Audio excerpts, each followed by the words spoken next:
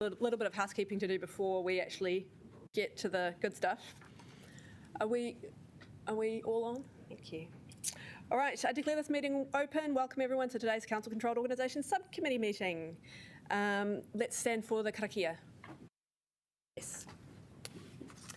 Whakataka te hau ki te uru, whakataka te hau ki te tonga, kia mā kina kina ki uta, kia mā tara tara ki tai.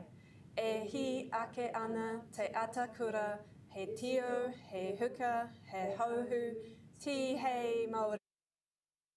Thank you, everyone. Please let me or Democracy Advisor know if you intend to leave the meeting. Morning tea is scheduled for 10:30, but it might end up being 10:35. And apologies, I have an apology for lateness from Councillor Rush, who will be joining us on Zoom because his son has chickenpox. So, can I have a seconder for the apologies, please? Thank you, Councillor Foon. And if we could please vote.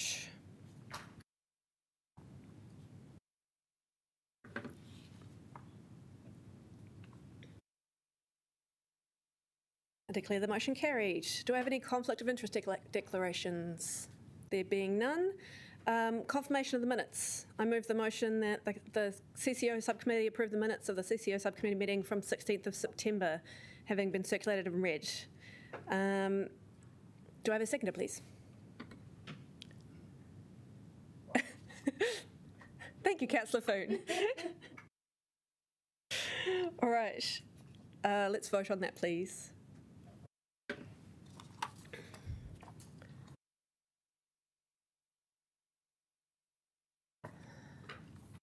Motion is carried.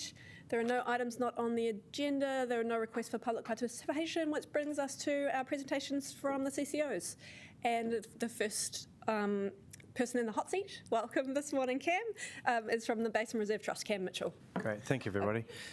Look, quarter one for us is really about season readiness, so it's been a busy time just getting everything in place so we can deliver a really promising period of activity that commences really in quarter two.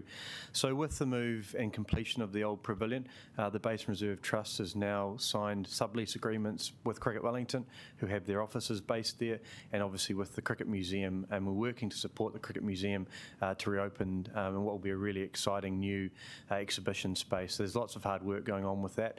We've now got all the collection and archives back, and we're moving to build the new exhibition, so that's a really positive thing for the city.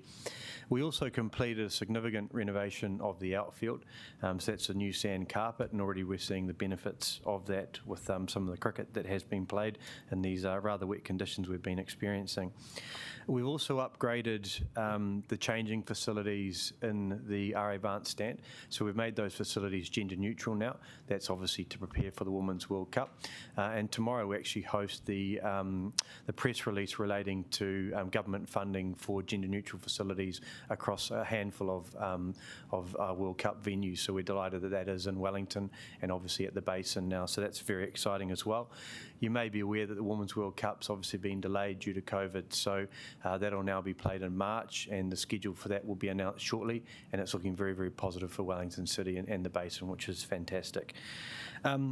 The other key thing we've been working on is obviously trying to lock in events. So now that some of the immediate challenges of COVID are lifted, we're working hard to try and just balance that revenue dial up, because we were forecasting a rather large deficit for a business our size. So we're really pleased that Bears at the Basin is back. That's next week. It's sold out, which is great. We've secured 3 international games of cricket alongside all of the domestic content, so we've got a West Indies test, which rather frighteningly is less than 4 weeks away now, so hopefully get a good crowd in for that. We've also got a Black Caps game in March in ODI, which is fantastic, and we've secured a White Ferns game, which is yet to be announced, but another exciting fixture at the Basin. We've also worked to secure a music festival, so in April at the end of the cricket season, which works perfectly for the schedules. We have a female-focused music festival, so that's really exciting. The headline act is Benny, who's obviously very, very popular. She's just sold out 2 big shows in Auckland. We've got people like Jen Wigmore, Lady Hawk, Lady Six, so some really good acts, and we're hopeful that will be a great event and a nice event for us at the end of the season before we head into the junior sport. We're also been looking at innovative ways to get use of our facilities. So you may have seen that we've got New Zealand Blood Services operating out of the RA Advanced stand. So a really great way to engage, and they're in there for a month running their obviously annual appeals, which is good.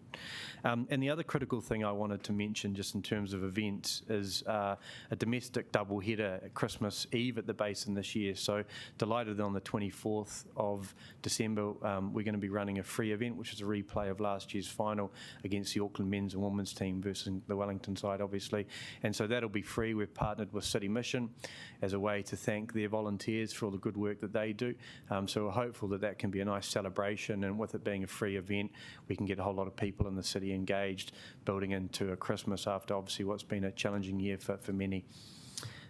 That's really me. I'm happy to take any questions. Thanks, Cam. And yeah, I did see on Twitter somebody was noting that they were giving blood at the RA Advanced stand and saying that they didn't want to have to go back to the old facilities. They liked it quite a lot with the view out over the pitch, so that was pretty cool. My first question I've got is from Councillor Young. So thanks, Cam. So I've been given the job of looking through your Stadium Trust in particular, which is interesting because I'm the councillor who lives nearest to you and walk through it quite a lot. Just a couple of things. First of all, about the gender-neutral lavatories.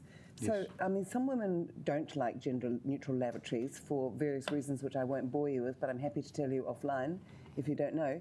And I'm just wondering, are you going to have any lavatories that are not gender-neutral, that are female-specific?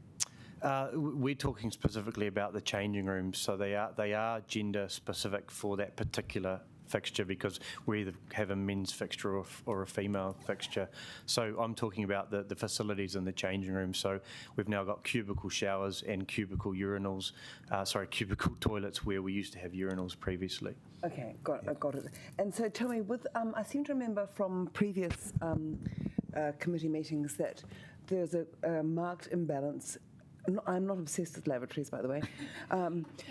Although it may appear that way, a marked imbalance between the number of men's lavatories and women's lavatories. Has that been addressed, or...? There remains that in one particular part of our infrastructure, but certainly in the RA Advanced stand and also in the old pavilion, those imbalances have been obviously rectified. But in the 2 embankment toilet blocks on the north and south side of the ground, the gender balances still exist, and there are plans now that we're working through with council to rectify. So those works will likely start April, May next year, and by the time we roll around next summer, we'll have a better gender balance in terms of the toilets on that fixed infrastructure. We also bring in temporary overlay as well when we do have bigger crowds to balance that out. Okay, thank you. That's really good. Just tell me about the Qriket Museum, because that's a funny sort of little orphan museum, isn't it? I mean, it's kind of semi-run by the Wellington Museums Trust, but it's independent or something? Yeah, there's an MOU that sits between the museum and the Experience Wellington that we're actually working with Xero to update. Qriket Wellington has also stepped in to provide some management administration expertise to help them. They do run off a very small budget, obviously, in terms of their operating budget. To date, we have been successful in fundraising, so it's a very exciting project. Stage 1 is about a $600,000-700,000 fit out, and that's progressing well. The finances for that have been secured, and so we're now just working on obviously the reopening and the exhibition build and the storytelling. One of the challenges is the objects and just locating the right objects, because we've only just got the collection back, so we've only been able to assess the collection and then match those to the stories that we're wanting to tell through the museum. But it'll be really exciting. It's based on 4 themes: the history of cricket, the people of cricket, the spirit of cricket, and the game of cricket. And the game of cricket will also feature a virtual reality zone, which is a really great way to engage and connect with a younger audience. And the museum's also working on a digital museum experience as well in partnership with New Zealand Cricket, because the NZ Qriket Museum is the history arm of New Zealand Cricket. Okay. Does it get many visitors? We're obviously looking to really increase significantly the visitation, and the school visits and those sorts of things will be a key program of work that they'll be able to roll out in the future. Okay. But it was rather limited before because it was run essentially by a part-time curator, so it wasn't open during the day. But with the partnership that Qriket Wellington now has, we have the ability for a staff member to be in there sort of 9 to 5 sort of thing and ensure that it's a bit more open. And clearly the digital museum will also have a role to play in driving visitation as well. Okay, so thinking about things that are open during the day or not open during the day, walking through the Basin Reserve at night time. Now, I quite often walk through there because I live on Mount Victoria, my son lives in Mount Cook, but I would never dream of going through an area like that or any similar area at night time. Do you think we should actually be encouraging people to walk through? I mean, I want Wellington to be a safe city, but people should have a degree of natural caution. Obviously, that's the council directive that we have taken, and we're working with council officers in terms of the lighting and the security side of it. But yeah, we're open to revisiting that. But that's the direction that we've been set from council and what we have been working to. Okay, I might check out the avenues. So finally, well done on the Benet, etc. concert. That'll be fantastic. I'll probably be able to hear it free of charge from home. Thank you. Thank you, Councillor Foon. Thanks, Cam, and yes, we are super excited about the concert, the ladies' concert, so thank you, and all of the work for women, actually, so yeah, well done there. Just hearing and reading what's going on, but how is your given we're still in an uncertain space, how's your own optimism, or what's your feeling on the outlook for the next year or so? Look, I think we're optimistic, as everybody hopefully is. I mean, clearly there are still challenges and there's a lot of uncertainty around COVID and whether it will come back into the community or not. But I guess we're confident that it won't, and our events can run and move ahead as planned. The big one for us is the international cricket calendar, and obviously we're really pleased with the work that New Zealand Cricket's done to get teams into the country and to isolate them and to obviously ensure that they are able to play international cricket on our shores. So we are confident, yes. Thanks, Cam. I've got a question for you, which is, can we just talk a bit about your cash reserves? How are your cash reserves looking? And I guess thinking about, given that I'm sure they're running down, what that cash was being kept for and kind of what that might mean for the future.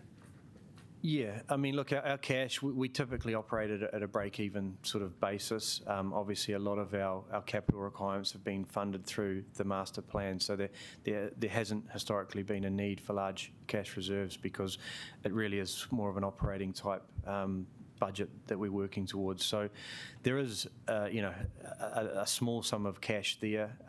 We were fortunate that we were able to break even last year with the events that I just spoke about.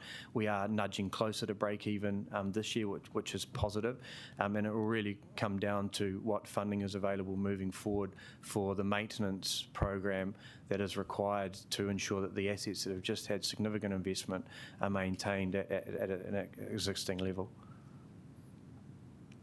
Thank you. And I guess I was wondering as well about, there's a discussion at the moment that QR code scanning might become compulsory in the future, and I was just wondering about how that would have an impact on, at a retail level where there's a shop and one entrance, that's not too complicated, but for a facility like yours, that could be a bigger challenge. I was just wondering if you've done any work or thinking about that. Just starting to, so we're working with our ticket provider at the moment, and obviously New Zealand Cricket as we start to head into summer. It hasn't been an issue to date because the events that we have run have been much smaller scale, so we've been operating like most, but certainly that's something we're working on. It's just probably worth talking to somebody like Shane and others in the CCO world, which we haven't done yet because we're sort of taking direction from our national body and as I've said, our ticketing partner. But yeah, look, we're obviously not too far away now from our events, so the ticketing conversations and how we ensure there is safety and contract tracing are ramping up, and I think heading towards decisions. So I'll touch base and get some more direction on that from the team. Any other questions, councillors? We're good, Ken. Great, thank you very much. Thanks so much for coming in, and congratulations that it's looking like you're really on track. It's really great news. Fingers crossed, I know, right?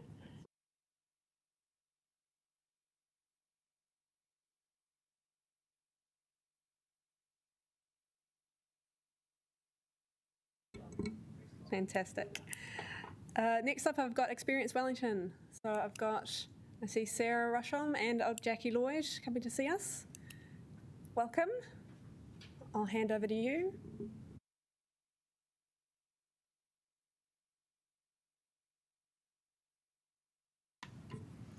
Kia ora. Very nice to see you all, and Chair, councillors and colleagues. I'm Jackie Lloyd, and we're just going to give you an overview in terms of where we are with the year at a glance from our annual report, touch on Q1 results and some Q1 highlights, including mittens, of course, an update on where we're tracking for Q2, and we want to also end with highlighting, I guess, the most significant capital request we have going forward, which is the Wellington Museum project. And we do so bringing that to the table in the context of fully understanding the challenges that the council has ahead of it and some of the very hard decisions you need to make, but we would like to remind you of that project that was certainly important for the city. So over to Sarah. Kia ora. Kia ora tātou.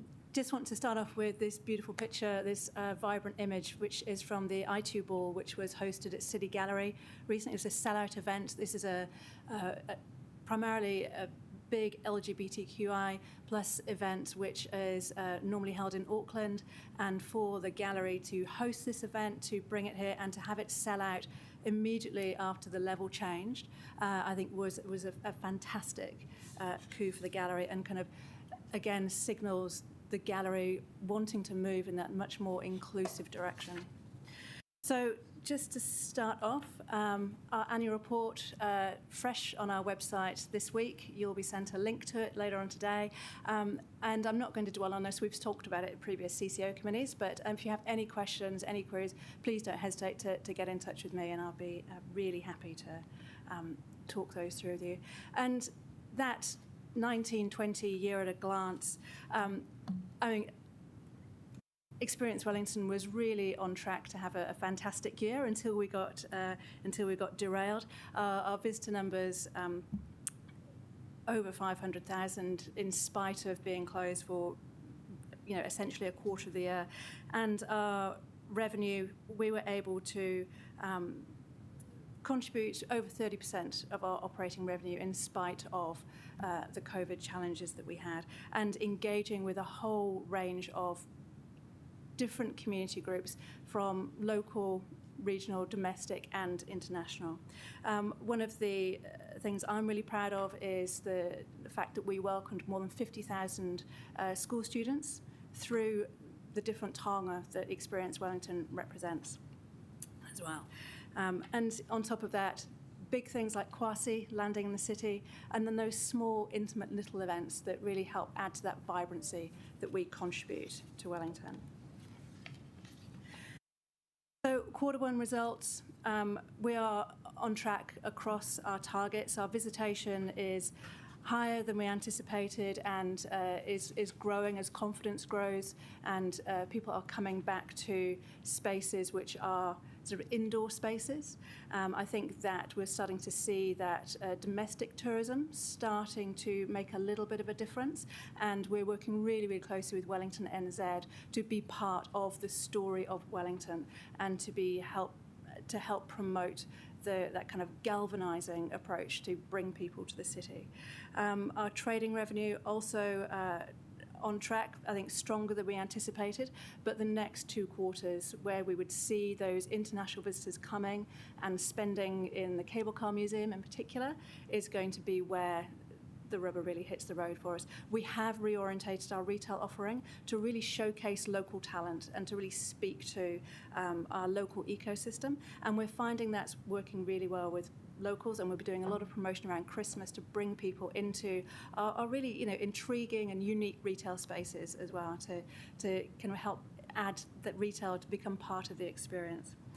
And our non-council revenue, we were able through a lot of negotiation and goodwill from our funding providers to carry a lot of funding over from the previous financial year.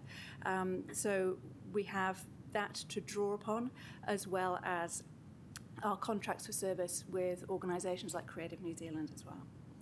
So our deficit position is ahead of where we thought it was going to be. Obviously, crystal ball, don't quite know how the next 3 quarters are going to play out, but the team are working smartly and prudently to try and stay ahead of that game. And I think coming back to Jenny's point as well, the cash flow position is always going to be tricky for us, but we're working really closely with Warwick to make sure that we are communicating and accessing the infrastructure that you guys have put in place, which we are hugely thankful for. So in terms of some Q1 highlights, Mittens attracted over 20,000 visitors, which was amazing during that short period of time. It was something that every Wellingtonian could agree on, that, except Councillor, noted, objection noted. And alongside that, it really did highlight the importance of partnerships. So we were able to work closely with the SPCA and raise more than 7,000 for them and contribute to their work. And then the other hand of the scale, exhibitions like Terminal opened, which is a celebration of the airport as expressed through art at City Gallery, which is a show which kind of people come and can sit in our airport seats in our kind of quasi-departure land and remember what it was like to fly across the skies. But alongside things like that, City Gallery has been working in partnership with people like Verb and Wellington Orchestra, family film festivals, to, again, kind of build that layering within their programming. And then at Capital E, the National Theatre for Children projects, which got just rudely derailed as we went into lockdown, have recommenced. Lost Letter Office, we were able to access additional funding from Creative New Zealand to film our development process. So that will be a digital offering for schools, which helps to lift the lid on the creative process that goes into making a theatre work in Wellington, and that will be dispersed to schools, not just here, but also through the digital offering will be available nationally and beyond. And the Story Studio Live project, which is our project which puts children and young people's voices at the heart of making a theatre work. This year that focused on the environment. And we worked with schools and kura across Wellington to build that show, and that will tour next year. Light Years, which is our installation for 0 to 5s, opened in Play HQ in Capital E, and we saw visitation hit almost immediately the normal levels of visitation we would expect in Capital E, which just goes to show the important role that plays for the city's parents with young children. And we've been working with the library team as well to start workshopping our shared aspirations for what a library and a Capital E mashup might look like to create a really exciting aspirational facility for the city. Q2 update. I think what I want to draw your attention to within this list is that almost every single project here, in fact, every single project here involves leverage, funding and partnerships. The mandate for my team has been, how can we work to support the Wellington City ecosystem? How can we bring in funding from third parties? How can we build relationships with business? And how can we provide comfort and connection across the city? So you'll see in there projects with Oranga Tamariki, projects for survivors of sexual violence, working with the Ministry of Pacific Peoples as well. And really, on top of our BAU and the amazing open every day, well, open 364 days of the year experiences, that work that we do in programming and connection and being part of that kind of beating heart of cultural connection across the city. And then finally, as Jackie said, our Wellington Museum Strengthening and Development Project. We've spoken to you about this before. The museum attracts over 130,000 visitors a year in a usual year. We host around 100 of those kinds of events which enrich and connect and comfort and challenge people alongside that. The building is currently rated at 34% of MBS, and we are working with our engineers to explore the information that we have around what's happening underground as well. And we've been very grateful to Council's property team and Warwick to help us to build our understanding so our trustees can understand what that means for the building moving into the future. We have scoped to Design Plus stage a strengthening and development project, and that would take the building to 67% plus and deliver a new exhibition as well, which we want to help take the museum from its current starting point back to telling the stories of Wellington, featuring the voices of our communities and telling the story from the right place in the right way, showcasing all of our diversity.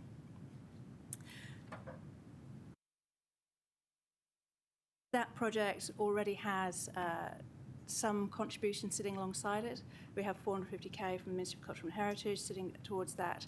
Kia ora, Councillor Rush, sitting towards that project, and we would contribute to that project as well. But we understand the pressures in front of you. I think from an Experience Wellington perspective, understanding how that project fits into your portfolio and how then I can plan accordingly to make sure that we get the most value from that asset, working in concert with the rest of the portfolio and ensuring that I can plan accordingly to kind of meet that needs and to contribute in the best way that we can to that overarching Wellington experience. But regardless of when that happens, if that building closes, when that project gets underway, the museum will still stay open. There will be a huge effort of community engagement, pop-ups, talking with Gisela and her team about how we might coordinate that across the city, because in making the museum the place that tells the story of this city in an authentic way, we will want to engage with the community in order to surface all of those stories. So that's it from me. Any questions? Thanks, Sarah. And my 8-year-old had his birthday party at the Wellington Museum. He had a pirate party, and it was great. They had a fantastic time.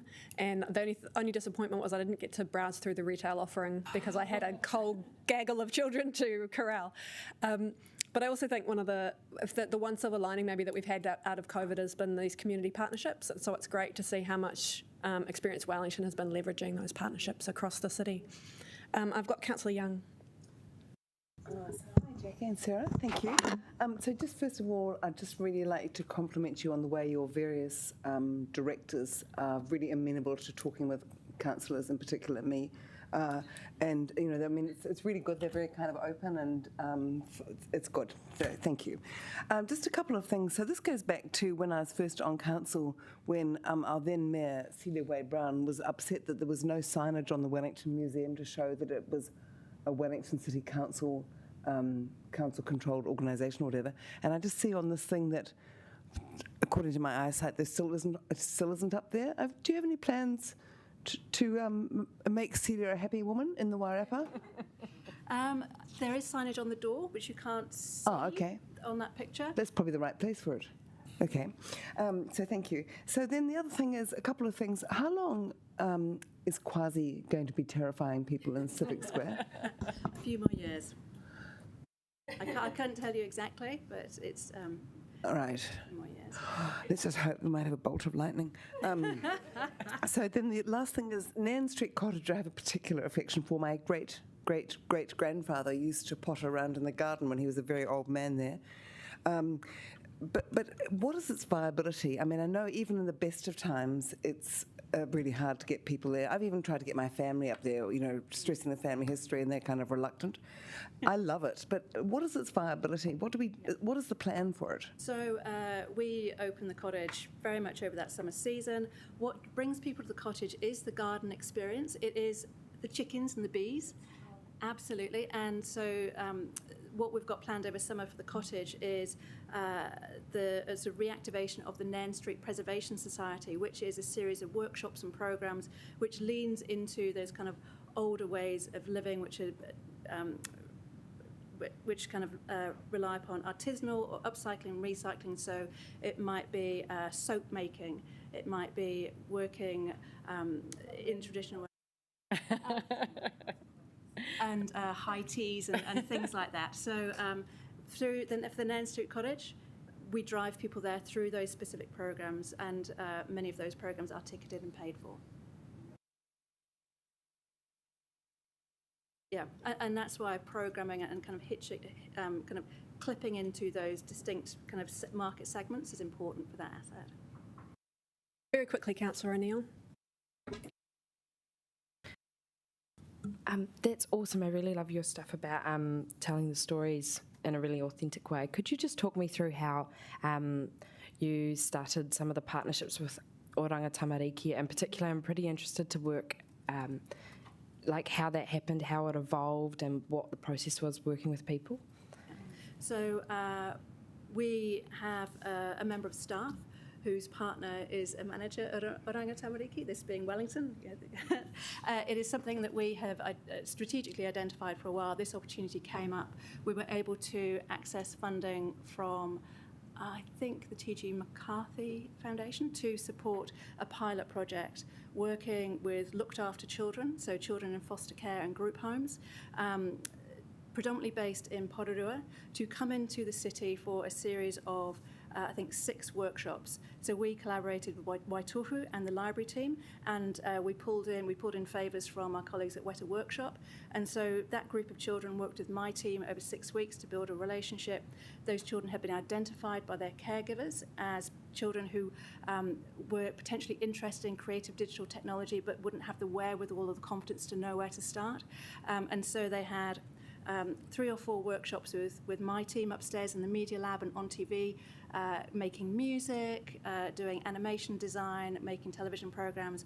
And then they had a session with Jamie and the team at Waitohu in the makerspace, which was fantastic. And then at Weta Workshop, leaning into their traditional film and prop making work. So it's been a really fantastic pilot. We have learned a lot as a team. My team had to get over some of their, confidence issues as well.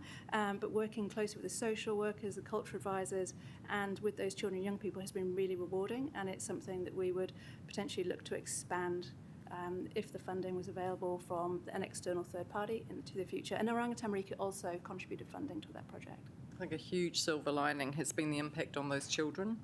The feedback around their own personal growth and confidence, particularly as a cohort, has been so rewarding.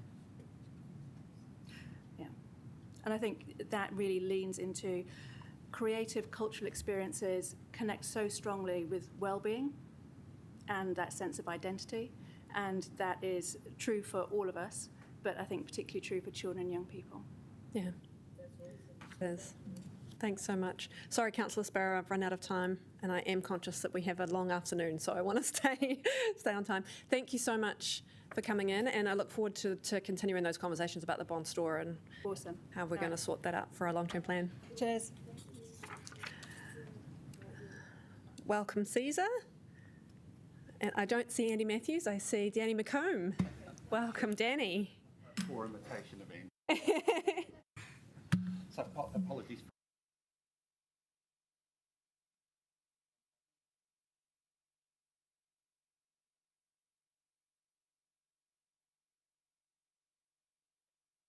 If it's a fantastic outcome that they've achieved, which is around the maintenance overhaul of the cable cars themselves. That project is quite a significantly big project. The planning and coordination that went into that, I think, is a credit to Caesar and his team in terms of delivering that. It was a seriously complex project. But I think on the flip side of that as well is it's that type of initiative that's basically helping to prolong the life of those cable cars. I think if we think back a couple of years, one of the big challenges for the cable car was how they were going to fund the renewal of the actual rolling stock, and it's really the work of Caesar and his team around that is really it's more about making sure the stock is fit for purpose all the time and elongating the life of those cars. So I think fantastic effort from Caesar and his teams to do that, and I think long-term rewards as well coming from that effort. So I'll hand over to Caesar. I should have you here more often. You say nicer things to me than Andy. No, just kidding. So I'll just echo, Andy puts in his apologies. He couldn't make it here today. Look, I was going to reflect quickly on Q1. It's not all doom and gloom, and there are some silver linings, and I definitely want to touch base on that. Also, the work that's been done since Q1 through to today, which I think is important to set a quick context. We were actually extremely surprised at the level of visitation that we had in July school holidays, and that is in no shortage to credit to Wellington NZ and the work that they've done around back your backyard, travel locally, support local businesses. We were only 12% behind a year-on-year July school holidays. And that was really fantastic. And for us, that was an opportunity to try some different things. We opened the winding room up for tours and tried to create a different experience within the cable car. Comparatively speaking, September, October school holidays didn't look as rosy. We're about 35% behind. In fact, we had more visitation in July school holidays than October. And I think that's largely to do with the fact that people were out in their batches and starting to travel more to the regions, which has some other benefits as well. When we looked at the visitor distribution, and I've added this here, especially for Councillor Young, the Super Gold members of our community are still great patrons. They were down, but only about 20%. But what's really cool is that we've seen a real increase on bringing their grandkids and telling the stories. I used to kick the tunnels here. I've lost count at the number of times I've heard that through the cable car journey. But of note is a lot of our promotional and special promos and collaborations that we have seen a 200% increase in visitation. And that's things like the work we've done with Zealandia, and we had a Labour Day promotion.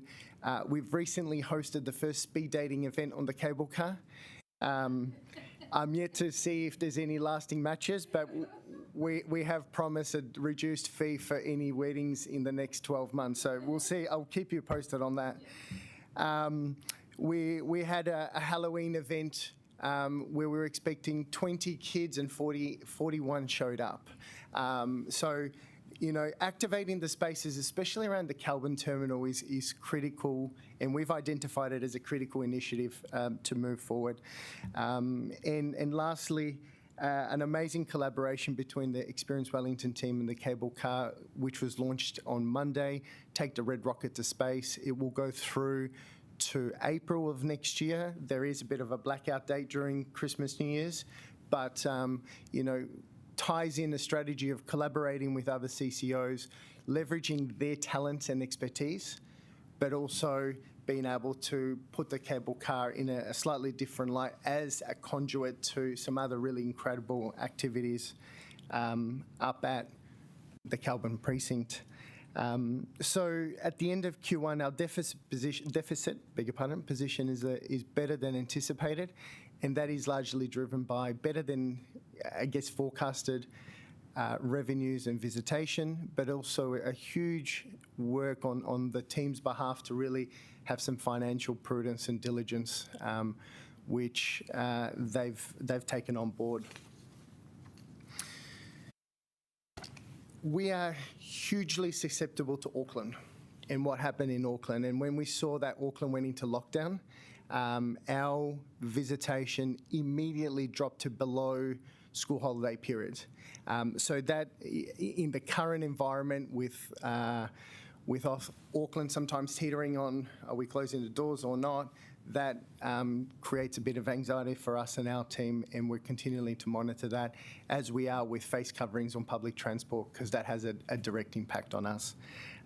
We are striving to be a safe and clean transportation / tourism offering, and so we've maintained a fairly strict and rigorous cleaning regime throughout the whole post-COVID opening up. I was really proud, and I've included this. I don't have any slides today, so apologies for that, but we took some time and were able to look at our shared purpose values and have started to work on a lot more of our strategic thinking and realigning it to what the world could look like moving forward. So I just do want to highlight the team's effort in coming together, and our shared purpose is now to host uniquely Wellington experiences that locals are proud of and visitors remember and share. So it was really important to us to acknowledge our locals, but also the piece that we play in the visitor space. And I won't go through all the values, but some of the ones that really resonate is our kaitiakitanga. We are custodians of this tonga, and we take that very seriously. And we, as Danny mentioned before, we are looking at ensuring that it is there in a viable way for the future. So looking ahead, there's two things that are worthy of mention that I just want to bring to the attention. One is that we did manage a huge scope of works through our annual maintenance shutdown, but I will have to disagree with Danny. The credit does go to the team, especially Stephen Ward and Andrew Creswell, who worked tirelessly to make sure that we completed that work. It was done with no incidents, and it was opened ahead of schedule, so we got an afternoon there ahead so the public could come back to the cable car. So they do deserve a mention there. And lastly, probably one of the things that has been in the pipeline for probably a month or two now, but a great collaboration with Experience Wellington. Sarah just before mentioned that they welcome about 50,000 young people through their programs. So about 6 weeks ago, we collaborated with some of their team, with some of their educators, and we have now a prototype product which has already gone to testing phase, where schools who are going through an education program at the Cable Car Museum or Space Place come through and have a hosted experience at the cable car, so they can see the engineering working in a live scenario. They stop at Talavera, they have a look at the passing loop, we talk through the engineering, we talk through what actually happens, they go to the winding room, and then they sit there, sorry, I shouldn't say that, I enjoy it, but they go through and have a session with the educators where they can learn the science and the engineering and all of the things that play behind the scenes. So a huge, I think, a huge benefit to their experience and really looking at what the young people who are coming into town and being able to see the connections between what they're learning and its real life applications. So that is hopefully we're going to see more and more of that through Term 1 and Term 2 next year, which the outlook for us is looking quite slow. So we're doing a lot of work to try to bring as many of the kids as possible to the cable car. That's all that I had now, but happy to answer any questions. Thanks, Caesar. I'm going to start. Just the work that you're doing on the educational program sounds so exciting, and great to see that kind of STEM element to the educational program alongside the really creative stuff, because I know that certainly would make my 8-year-old's eyes light up, and the work that you did around like Halloween. Can you talk to us more about the kind of events that work that you're trying to do about, activating physically the cable car itself? Yes, look, Halloween, we started with some of these anchor festivals, events, and we're really working closely together with Wellington NZ and Council. So we actually had like a planned, some activations planned for the Diwali fireworks. So because you could get up there and you have some of the most amazing views. It didn't work out, but it's really around. And I say this almost, where's some of the other work and where can we be opportunistic and add some value to it? Would speed dating be a regular occurrence on the cable car? Not sure. We tried a private event where the cable car was closed from 9 a.m. to 3 p.m. We did have some negative feedback, which we were quite aware and went back to the people and are talking through. It is in an effort to explore lots of different ways. We know that we're not always going to nail it first time, but it is around what can we do, how can we activate some of the spaces that we have. Thanks, Caesar. I think we're all really excited to see that kind of experimenting and innovation and really encourage that. As you say, it's not always going to hit the nail on the head first time, but it's exciting to see all that work happening. Can you give me an update on your strengthening and tunnels program and where you're at with that? Just because we're thinking, and we're in the long-term plan space, thinking about what our capital issues might be in the next little while. Absolutely. So we have progressed that and have a resource application, resource consent application almost submitted. We have done the works with our engineers. We have done the works with our partners.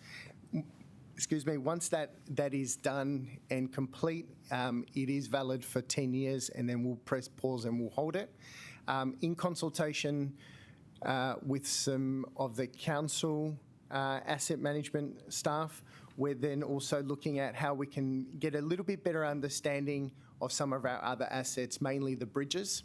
So we have really good data and we have really good understanding of where we are with the tunnels. They're nearing on their 120th birthday. The bridges are coming up to their 90th birthday, so we've done some work on one of the three. We continue to try to get that data. And at that point, we'll start to really chunk the works as best as we can in small and affordable pieces, which you can see the cable car. Thank you. Councillor Sparrow. Yes, thanks for all that. I have a picture in my head of the cable car being decorated for Christmas in a previous year. Is there anything going to be happening in terms of the Christmas season this time around? The cable car did have a wrap once upon a time. That probably is unlikely to happen this year, but we know Santa's going to come and visit. We're confirming the date that in his schedule he has availability for, and then some other smaller events that we're trying to work with the other Kelburn businesses or that Pukahino district. I did see something, and I'm not sure if you're aware of this, that Santa will be 2 weeks late because he'll have to quarantine. I'm sure he'll follow the rules much closer than the West Indies cricket team. The other question I wanted to talk about, Caesar, was the placemaking opportunities around Cable Car Lane on Lambton Quay, because that really ties in with, that's a transport, that's our street as a council, and if there's more that we can be doing to work with you around that kind of entryway into your facility. That's a great question, and something that we have raised. There's an opportunity to curate the journey all the way from whether it's the waterfront, somewhere along Lambton Quay. If you're coming to visit Wellington and you're not intimately familiar with the inner city, it is actually really difficult to find Cable Car Lane and navigate all the way through to the terminal. So we have thrown around some ideas on how could we, together with Zealandia, together with Experience Wellington, together with the gardens, not only curate that journey along Cable Car Lane, but also in the Lambton terminal, and really see what you can do next, whether it's through some, to borrow museum speak, some exhibitions or some tactile things that, you could touch and really activate that next step of your journey. So it is at the moment in that conversation space. That's great, and it was so cool to see the Lego scale model of the cable car, which won the Wellington NZ. That's now in the Lambton terminal, so it's quite fun to get to come in and see that as well. Thank you so much for coming in. Great to see you again, and thanks for all your work. It's exciting to see like I say, the experimentation that you're doing to try and drive people into the cable car, and the fact that visitation is holding up pretty well. So thanks to you and your team for all the work that's going into that. Kia ora. All right, and now I can welcome the Zealandia team up to the table. Welcome Paul Atkins and Philip Meyer. Nice to see you again. My 8-year-old son's birthday present was a twilight tour at Zealandia, which I think was mostly motivated by the fact that he wanted to stay up past his bedtime and have the torch in the dark. But it turned into a love affair with Zealandia and all the birds, so I think it was a great hook into that, which has been exciting. Fantastic. So welcome. I'll hand it over to you. Thanks very much. Jenny, and councillors. Zealandia is in good shape, despite my phone going off here, so I'll just get rid of that.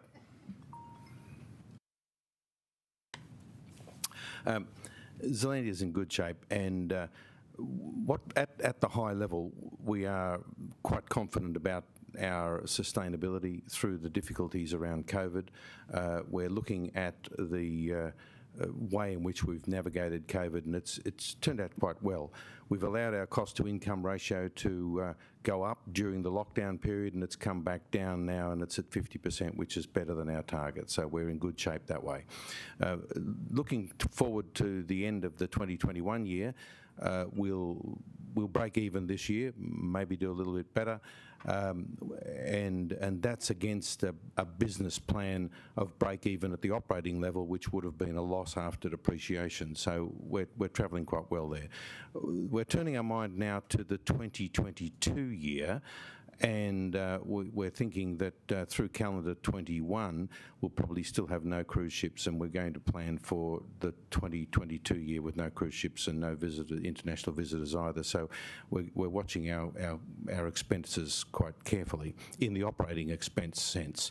In the capital expense sense, we're going to use the time, we are using the time when we have less visitors going through and therefore less disruption to get a bit of work done.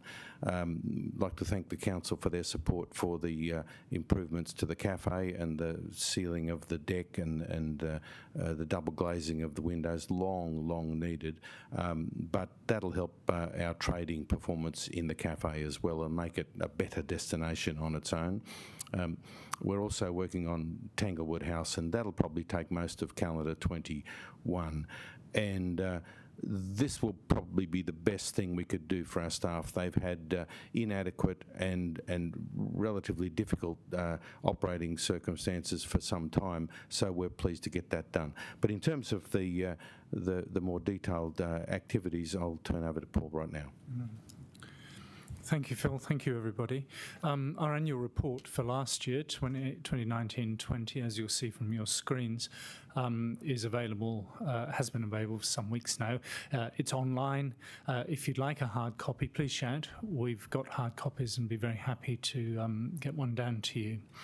In terms of visitor numbers, let me just go through some of the basic indicators. At the end of the first quarter, as you will see there, the green bar, we were significantly up on visitor numbers, but let me give you an update. In October, we had more visitors than we had in October last year. So not only are we tracking better than budget for the year we're in, but actually we did better than last year, which is a great, great indicator of the fact that Kiwis are getting out there and exploring their backyards and getting stuck in. So that was fantastic, and so far so good. The interesting thing about this year, of course, is that we're all in an unknown, and therefore it is currently very much rear-view mirror stuff. But so far so good. In terms of membership, fantastic increase. We had a big increase in the first few months. We're now actually well over 17,500 and rising. So this is a major project for us to continue that trend. It really matters to us to have that level of support, and it has all sorts of benefits in all sorts of ways. So the green bar on that chart is continuing upwards. Financial sustainability, Phil's already mentioned that.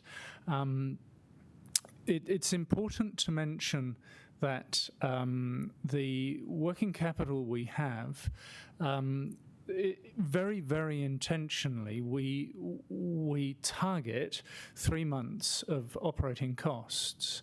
That is the buffer that is really sensible to have, and it became very evident in March how sensible that was. A large chunk of our working capital is committed, and it's committed to and has been raised or given to us for very specific purposes.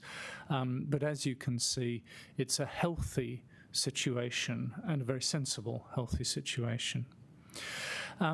We continue to measure this. It's important because we like to think we are contributing to Wellington in multiple ways, and the economic value to Wellington is one of those. And over the last 5 years, as you can see, that is estimated to be in the order of 120 million. And 30 million of that is in the last year. What I didn't say about our annual report is that actually, if you don't read any of the words in that annual report about a pandemic, it still stands up in its own right. So regardless of the context of the last 3 months that we're all very well aware of. So let me just talk about one or two of the key projects. Those are indicators, and they are no more than that. Let me talk about some of the stuff that's really making a difference. Our youth collective it has been developed and is growing and has been formed and established now. This is the next stage of what we used to call our Youth Ambassador Programme, and it's for young people. But it's for young people in that not so easy to reach range in their mid-teens. So this is sort of 16 to 18 age range. And what we've done this time is co-create. We've co-created with existing entities that run youth programs. And the starting point was with the Qriket Youth Program. And then what we've done is we've asked them, what do they want to do in conservation? What presses their buttons? And so all of the work done by this amazing group of people has been created by them. It's very exciting to see how this group of young people will continue to grow to be our leadership. I'll come back right at the end to just an indication of how impressive some of the stuff they're doing is. Over and above that, this project in conservation, this was the translocation of something called Pua or Te Reinga, Dactylanthus taylorii, or woodrose. There you are. I've given you the name in 3 languages. I hope you're impressed. The woodrose, Dactylanthus, is unique, indigenous to New Zealand. It's New Zealand's only parasitic plant. It doesn't photosynthesize. It actually lives off the root of trees, and it flowers by the flowers burst through the soil. It's very, very rare, and we've translocated seeds from Puriora Forest, just west of Taupo, to both Atari Wilton and to Zealandia. And it was a project that Atari Wilton ran the technical side, and we ran the cultural side. It involved all 6 Wellington iwi, plus iwi from the Puriora region. It was an extraordinary learning experience, extraordinary learnings in Mātauranga Māori and Te Ao Māori, extraordinary learnings for all of us. And so the project wasn't only technically amazing, but actually culturally amazing as well. So work in the area of conservation continues. We've now had translocations into the sanctuary at a minimum of 1 a year for the last 5 years.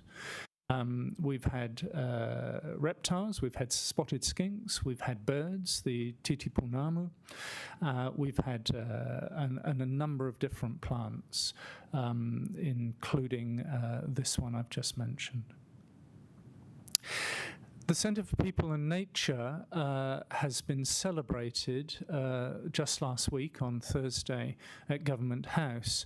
We celebrated 2 things, 25 years of the establishment of the Karori Sanctuary Trust back in 1995, And also, we launched a thing called the Future Leaders Fund.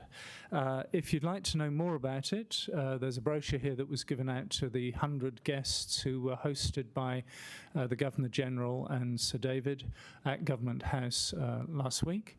The fund is there for us to raise money to give scholarships and fellowships to undergraduates, master's students, and postdoctoral fellows to work with us at Zealandia on the future knowledge and future leadership that will be required to carry on the type of work that Zealandia does, but across the country and the world. We have already got a little over $400,000 in the fund, and we're looking to try and not to create a foundation because that would take an awful lot of money with current interest rates or returns, but actually to spend down the money we've got, but to keep replenishing it. And to keep replenishing it through the philanthropy and generosity of our community. So if you'd like any information about that, please do ask. If you know people who might be interested, please do ask. I'm not trying to sell this. I'm just trying to say it's a great thing. Sorry, last but not least, I'll come back to that slide. The presentations at the function last week at Government House, one of the presenters was one of our 16-year-old brand new youth collective members. She stood up in front of a group of dignitaries, I suppose you might call the invited guests, at Government House, and of course the Governor-General and Sir David, and gave a wonderful talk about what presses her buttons, what makes her excited about conservation. And so on both levels, it was a wonderful message and celebration, but it's also amazing, isn't it, what our future leadership looks like. Thank you. Thanks, Paul. All right, I've got Councillor Young, Councillor O'Neill. So just a compliment. When the World Cup was on, I took a friend from Britain up to see the kakapo, who's just emailed me this morning to say, of course, the kakapo should win the Bird of the Year. But he also said that fond, last bit about it, I won't read the whole paragraph, but fond memories of an extraordinary sanctuary. So I just thought you'd like to know that, you know. Thank you, Nicola. Thank you very much. I really appreciate Thanks, that. Nicola. Councillor O'Neill. Kia ora, Paul, Philip. I just realised that it's my mate Kate there, who's one of the rangers for the youth program. Could you talk a little bit about the co-creation or any new ideas that came out of the youth program that maybe we haven't tried before on the side of the sanctuary? Yeah, I think what's interesting about it, and what we're doing more and more across many programs now, is instead of seeking partnerships and collaborations by having an extremely well-formed project proposal, in fact, probably a project that's been running already for a while, and then dumping it in front of people. What we're doing is dumping an entirely blank sheet of paper in front of people and saying, here, write all over it. So what we did with that group was literally a blank sheet of paper, their name, their logo, their T-shirt, but actually what they wanted to do, their values, their objectives, and it's amazing what they came up with. And so what are the learnings from that? The learnings from that are that we're doing that more and more across all our partnerships, because actually what you get is a different level of buy-in and a different level of creativity. And I hope, potentially a far, far greater level of sustainability in terms of long-term projects. That's great. I'd love a little update on the Sanctuary to Sea project, because I've been on the Mayoral Task Force for Water, and that's really gotten me incredibly interested in all of these, how we're looking after our waterways. So I'd just be keen to hear how that's going. Yeah, it's trucking along very well, and that's another case in point, actually, Terry, regarding increasing level of co-creation. One of the things that I'm really proud of, not proud for Zealandia, just proud of to be part of, is that the objectives for that, the monitoring objectives, that's the measurables for that project, have all been established with Mātauranga Māori principles. In other words, looking at the Māori, the spirit of the catchment, and what do we measure in order to be able to monitor improvement in that. Detailed conversations are continuing with all the key players, but most recently, to give you an update, Jenny, is with Centreport.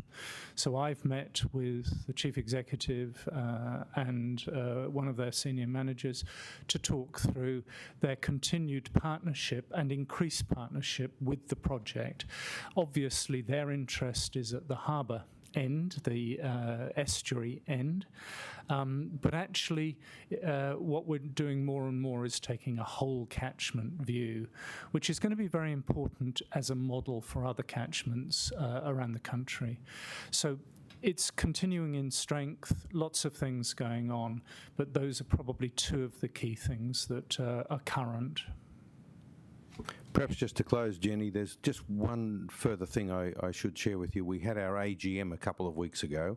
We had 170 people attend, including Grant Robinson and Andy Foster and Danielle in afterwards. We had a panel discussion about how we can best recover our economy from COVID in a way that will improve our environment and our biodiversity, but also build sustainable jobs for future generations. And that was well received, and there was a very good feeling through the whole AGM. Fantastic, thanks Philip. It's really impressive to see how much work, I mean, we always think of Zealandia as a conservation site and therefore we think about kind of environmental well-being, but it's amazing to see the work that you're doing in the cultural space, in the social space, in the economic space, to just leverage off all of the amazing things that Zealandia brings to our community. So it's really exciting. Sorry, Councillor Foom, we ran out of time, but it is going to be morning tea, so I figure you can hit them up over a cup of tea. All right, so morning tea time. I'm going to aim to come back at 11 o'clock. Right. Thank you.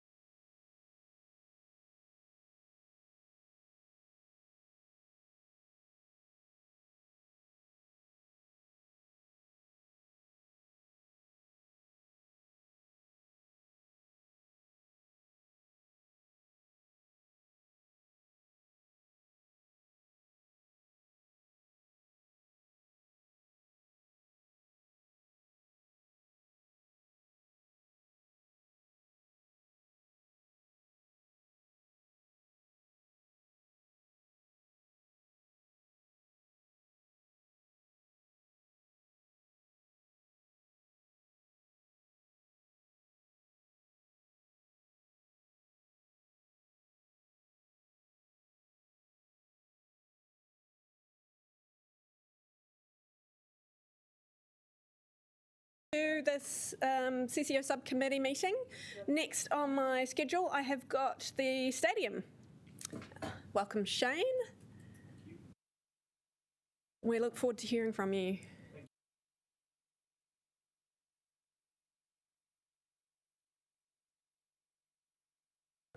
Thank you. We'll cover the 2020 financial year initially, and then just look at the outlook for the stadium. Obviously massively impacted by COVID. We normally run between 50 and 60 event days a year. We were down to 28 for the financial year, and you can see in our crowds 235,000 through the gates compared to 430 the year before. On average, over the 20 years of the stadium, we generally bring in around 500,000 spectators a year. We did welcome our 10 millionth patron over the financial year, which was a nice milestone. We were still able to generate an operating surplus, but for the first time in the stadium's history, we did declare a net loss, basically all of which was due to COVID. We did host some great events, and that Queen and Adam Lambert concert back in February seems such a long time ago now, but it was a fantastic evening.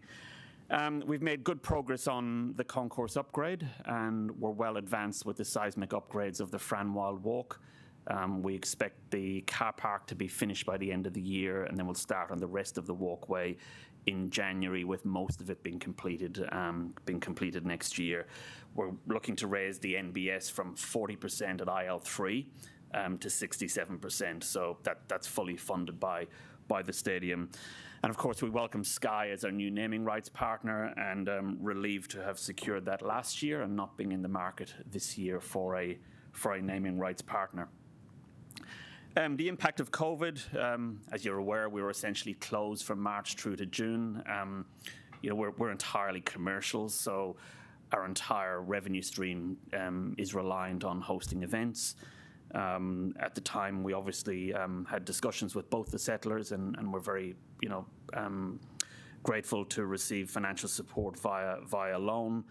But those projections at the time, we were assuming, we didn't have a crystal ball. We were looking at 85% drop in revenue with hosting no events for 12 months. So certainly the outlook is more positive than what it was when we started these discussions initially. We had 16 event days cancelled or postponed due to COVID. We obviously had to look through all of our commercial contracts and took a very pragmatic and partnership approach with all of our commercial partners. That COVID impact was $2 million for the year.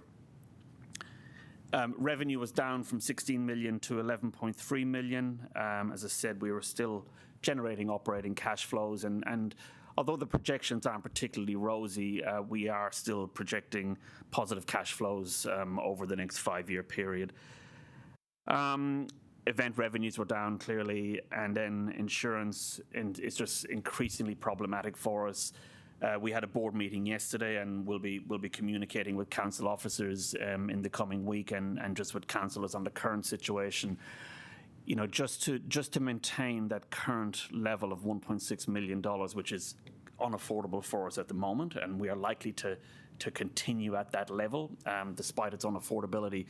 We will likely be increasing our deductible from 7 million to 25 million, decreasing our loss limit from 230 million to 200 million, and taking a 5% co-insurance line through all the layers. Had we continued as normal, our insurance this year would be over $2 million. So it's an increasing challenge for us. We talked about, the positive there is that, looking at bank borrowings at the end of the financial year, 2.5 million, we're in a strong position from balance sheet. We have low debt. We've been able to pay down that debt over the 20 years from roughly 40 million down to 2.5 million. So we do have some capacity to obviously borrow more through this period. And as I said, we're very grateful for the support of that loan. We have not had to dip into that loan at this stage, but we will quite soon once that insurance payment comes due in a few weeks' time. Looking ahead, the outlook is starting to look more positive for events. We're obviously very pleased that New Zealand Rugby and New Zealand Cricket were able to get teams into the country. There's some cause for optimism in terms of what's in the pipeline. We're seeing some really unusual patterns up and down for event attendance. Super Rugby Aotearoa came back with a bang. Crowd significantly up on Super Rugby last year, yet the test match didn't sell out. It didn't sell out in Auckland either. We saw a 41% increase in attendance on the Home and Garden show, but a 20% decrease on the food show just a couple of weeks later. 660 in February is tracking way ahead of what it was in the Hut last year. So just really unusual patterns, and it's really hard to pick in this COVID era how events are going. The test match, what became apparent very quickly was that we only had 2 weeks to sell that test match. Normally we've had 4 months. So out-of-region visitation was down from 13,500 out-of-region visitors to 5,500 for the test match due to that short window. So hopefully we'll get back to business as usual next year. Super Rugby Aotearoa will continue next year along with a Trans-Tasman competition. And significant planning on the way now for the Women's World Cup in 2023. A couple of our staff are heavily involved in that. FIFA will ultimately make the venue selection process in February of next year, but we believe we're in a strong position, obviously, to pass that hurdle and to be a venue for the event. It will be a difficult few years ahead, as I said, but we do still intend that we'll still generate operating surpluses. So in summary, we have a challenging 12 months ahead. We're forecasting more net losses but operating surpluses. We do have some challenges in terms of commercial revenue. We have a number of boxes and memberships, about 50% come up in the first half of next year, and that's not going to be without its challenges in the current environment. Look, the stadium continually requires investment, and we've largely done that through our own surpluses over the years. We've had this triple crunch of COVID, a number of capital projects that were halfway done through COVID, which you got to continue and finish them. So we are doing that, as well as the lost events. But there is a limit about how much we can continue to invest, because we're not going to be generating the surpluses that we have been. So we've appreciated if that's contemplated in the long-term planning process, notwithstanding obviously the challenges that the council does have. I'm very optimistic that when we get through this, that events are going to return, and they're going to return with a bang. We're holding for next summer, we're holding pencil bookings for 5 international artists. I can tell you that one will be announced tomorrow. So the promoters are playing a long game here. They are having to take some calculated risks on what the world looks like in a year's time, but their position is that they cannot wait for this to be over to make these decisions, because these tours are a year or 2 years in the planning. So we will be announcing an artist tomorrow, and there will be more in the coming months. I think it's going to be an incredibly busy summer in 21-22. Fingers crossed that we are back to some level of normality and there's no issues about getting these artists into the country. I mean, that Super Rugby Aotearoa competition in May of next year does assume a Trans-Tasman bubble, because it's not going to happen without that in place. So, we remain very positive. One note I will end on that isn't in the slides here, that I attended the New Zealand Events Association Awards in Auckland 2 weeks ago, and I'm pleased to say that the stadium was awarded Venue of the Year in New Zealand for 2019, off the back of hosting the Te Matatini M&M doubleheader weekends, which was an enormous undertaking for our crew. We had 50,000 out-of-region visitors over 2 weekends, and just really good to show the variety of events we have at the stadium. Neither of those are sporting events, and we're incredibly, the staff are very, very happy to be able to receive that, and it's a great acknowledgement for the work that they did. And they're partnership events. Wellington City Council, Wellington NZ, none of those events would have happened without those partnerships in place, and we're grateful to Council for the continued support. Thank you. Thanks, Shane. Yeah. I've got Councillor O'Neill. Kia ora, thank you. I was wondering if you could expand a little bit on the insurance unaffordability and some of the financial liabilities at present for the stadium. Yeah, I mean, as I said, look, insurance is not specific to the stadium. Obviously, I mean, it's a Wellington-wide issue. We've had long discussions with both the regional council and the city council, and everybody's obviously in the same boat. We've explored whether there is a way of working with the councils and being part of their policies, but the reality is that if there was a major event in Wellington, I think even the payout that the councils would receive, that a stadium would probably be a long way down the list of priorities in terms of what that payout would be. We're currently insured for $230 million, and we can only insure on a replacement for the existing facility. The reality is, if you were building a new stadium in Wellington, which Wellington is going to have to consider at some stage, it's still 30 years probably down the track in terms of what that would be. But Christchurch, the new stadium there, is going to cost in the region of $500 million. So, even our $230 million is not going to go, it's only going to go halfway currently in terms of what a modern, say, roof stadium would be. So, there would be some challenges there for the settlers if that event was to occur. The $7 million deductible at the moment, our view previously was that at $7 million, that is probably something that we could borrow our way out of.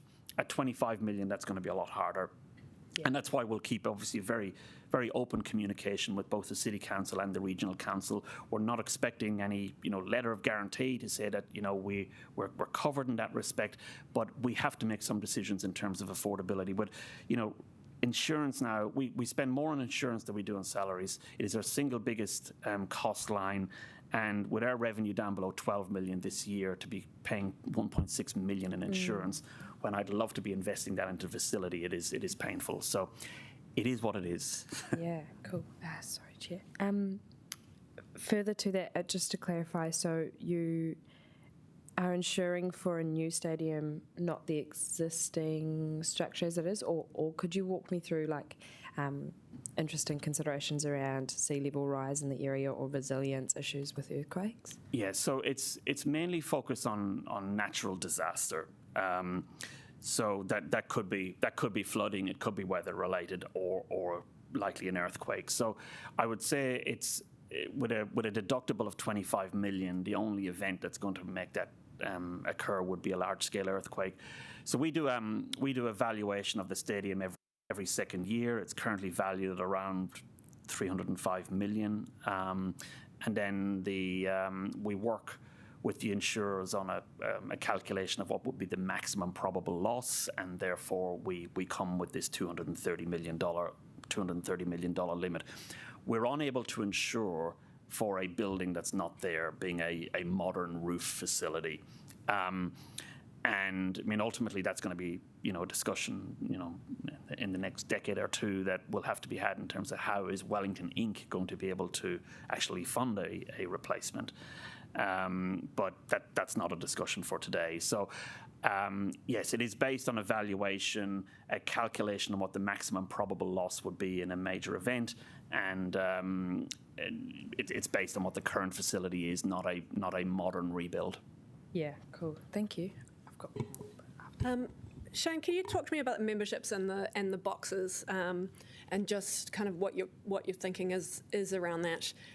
Particularly, someone was talking to me, and I can't remember who it was, about the members' lounge and how that there's been some efforts to kind of get more people into that space. Yeah. We the membership and box program largely funded the stadium being built. So if we roughly break it into thirds, the stadium cost 120 million when it opened in 2000. Only a third of that came from the ratepayer, 25 million from the regional council, 15 from the city council. A third was borrowed, and then a third was raised through membership, 15-year membership licenses and corporate box licenses. So those members, 2/3 of that building was essentially privately raised. You could not implement a model like that in 2020. Christchurch is going to be entirely ratepayer or taxpayer funded. So those members, we have around 1,200 members at the moment. Over half of those are original foundation members.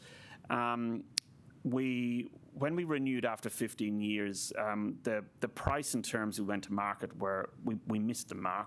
They were too high, so we reduced prices a couple of years ago. Our annual membership is $9.95 for the year, which is by far and away the best value stadium membership in New Zealand.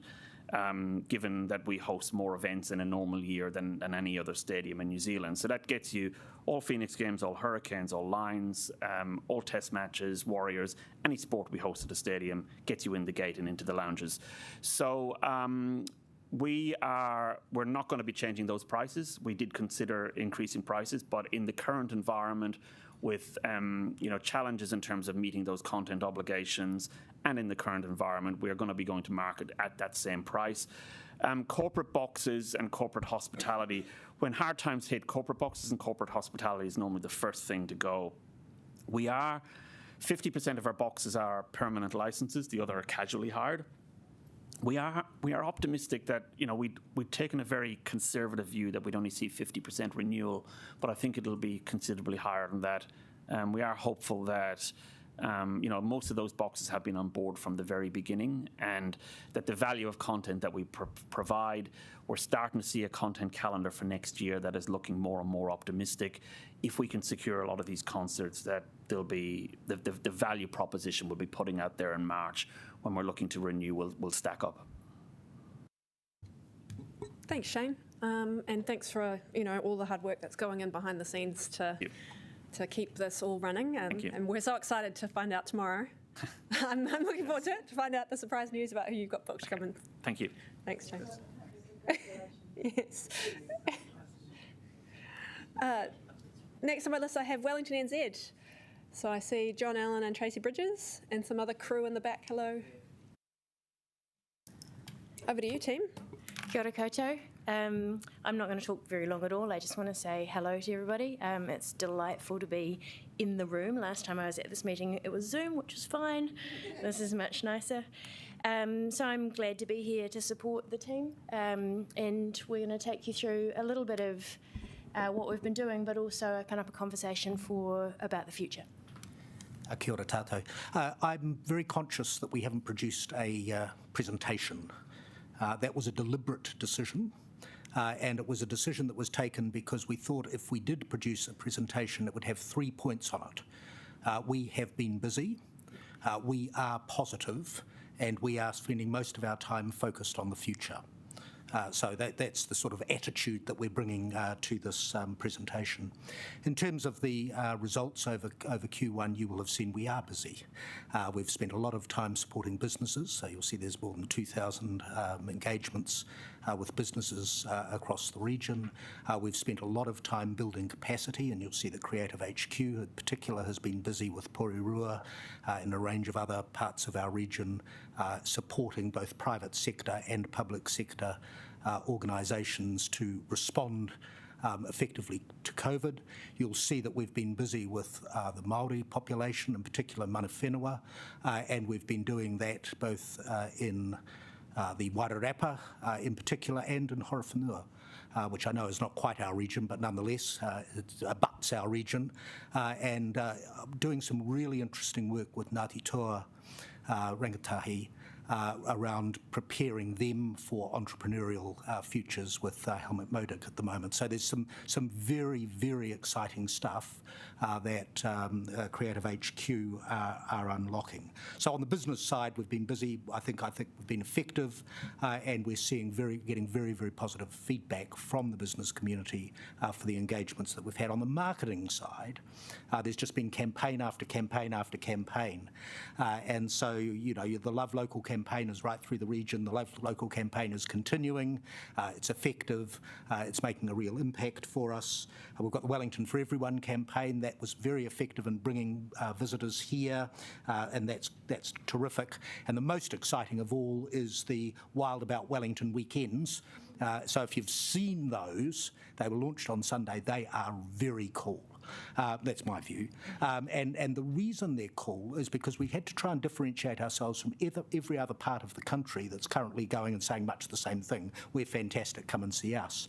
The way in which we decided to do it was have a series of snippets, very small, almost subliminal ads that just are in the course of an actual program that you might be watching. You'll see 4 or 5 of these, and you'll realise at the end of it that you've actually watched a travelogue, and you'll be excited about coming to our city. I think it's very, very good. It's available on YouTube, and Anna can send you a copy of it if you'd like to see it. I'm really excited about it. I think things are going to really happen as a result of that. And then lastly, and to pick up the point that Sean's just made, I mean, we're incredibly fortunate that we're having events through all of this period, and we've had our orchestras, we've had our ballet, we've had obviously the stadium events that have already been referred to. We've got 660 to look forward to. We've got Beavana, we've got jazz festivals. I mean, there's heaps of stuff going on to bring people into the city. And so I think at the end of all of that, the sort of mood measure that I would give you is that the level of confidence and engagement and positivity in the city is higher than you would expect, and is higher than, frankly, you would believe if your only information was some of the reported information. So I think that there is a lot more confidence and a lot more resilience across all parts of our economy. That's not to say that some people aren't facing challenges, obviously, and particularly if you're very exposed to international tourism or you're very exposed to international students, life is tough. But there is a lot of opportunity, there's a lot of growth, and I think there's a lot of green shoots for the future. So that's the context. In terms of looking forward, first up, Christmas.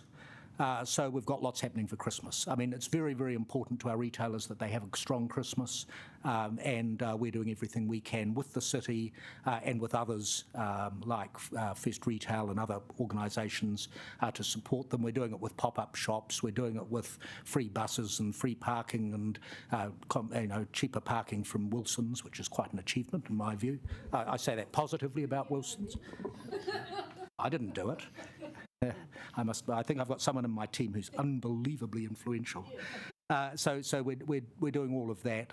We're doing sort of artistic stuff on the streets. We're doing artistic stuff in stores. So there'll be a real buzz and a real vibe, and that's a collaboration across the city. And I think it's going to make a big difference. We're also obviously then focused into the future. We're working on the border with ATEED and with Christchurch NZ, because frankly we have to find a safe way of increasing the number of people, talented people we can get through the border to support the sort of economy that we need. And so there's a lot of work going on in that space. It's tough work, obviously, given outbreaks that keep occurring, but it is important, and we're focused there. We are really focused on telling richer stories about this place, because the positioning of this city for the future in terms of the talent that we want to attract, we need to start telling the stories effectively about technology, about the environment, about the opportunities that present here to have a real and consequential career and future. And that's a narrative that we're developing. It's a narrative that, in fact, we've been talking about this morning with our friends in New York from Sweeney Vesti, with a whole group of people down at the MFC. And it's a narrative that you're going to hear a lot more from us over the next period, because I think it's important that we get that right so that we can galvanise things to be successful in the future. I'll stop there. The balance sheet's fine. We've got more cash on it than you would expect, but that's just a timing issue. And the P&L's fine. And in KPI terms, most of it's green, although in fairness, some of the targets are pretty low against what they were this time last year. Thank you, John. I've got Councillor Foon. So thank you, John, and thank you to all of Wellington NZ. Your work is outstanding and impressive for our city, and we are really proud of the work that you are doing. Personally, I got to enjoy that full house at Fat Freddy's Drop, and it was a lifetime memorable, the surge of joy from the guests, that the musicians were quite overwhelmed by this rush that happened. So I'm really glad I was there to experience that.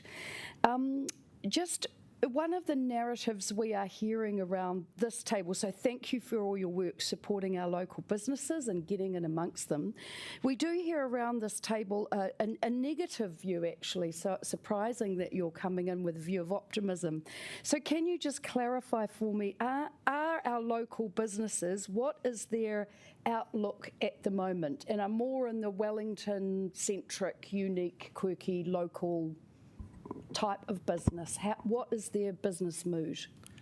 Well, it depends who you talk to is the short answer. There are some who are upbeat and there are some who are still challenged and adjusting to the new environment. What I would say in the CBD is that those retailers that are offering a destination and a shopping experience that can't be achieved in the suburbs or in the wider region are enjoying reasonably strong business activity. I'm thinking of the most recent one I've talked to is Vance Vivian about that, and you know, where they're saying, well, look, lots of people are coming into town, they're coming to us, they want to buy whatever, you know, clothing in their case, but nonetheless, and so their trading is well ahead. Talking to several cafe owners over the last wee while, Paul Ritimanu, for example, a range of others, were saying that their trading in both October and they expect in November was ahead of the previous year. What I would say to you is that Wellington on a Plate made a difference. What I would say is that digital nights made a difference. And I mean, that was 45,000 people into our city, notwithstanding the fact we went to COVID level 2. And so, you know, a reasonable level of optimism there. But I'm absolutely not, you know, I don't want to gild the lily too much. There are hoteliers that are struggling. Their occupancy rates in the weekends are about been at this sort of 60 to 70% level. And while that's better than they probably expected they would be, and many of them are talking to me about skills shortages because they can't get chefs and therefore can't open their restaurant on you know, some days of the week.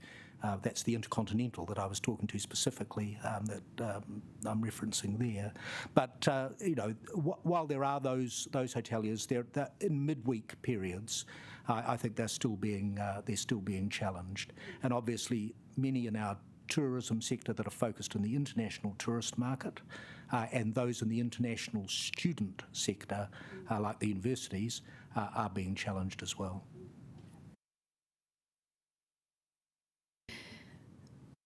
Not possible.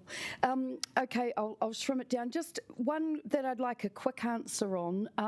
Since being in council, you know, I've seen Wellington City Council get a really hard time for pursuing the convention centre, which is now Tākina.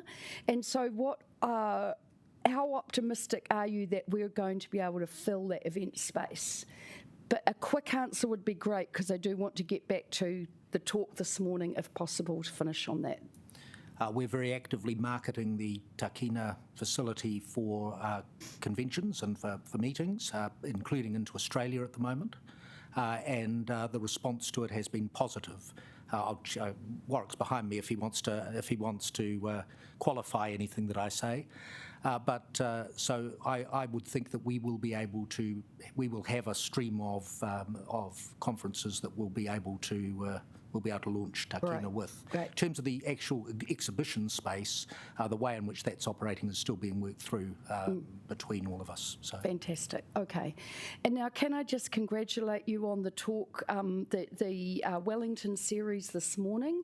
It was great, amazing to have the Sweeney Vesti team talking from New York from an inside-out perspective on the opportunities for Wellington. I won't deny that I did cry into my muesli at the positive message of opportunity for Wellington. The frustration being that we're not hearing it enough around this table. So the question is, what are the next action plans to get something, a strategy like that, which seems so simple and obvious, out to Wellington as, you know, to install confidence?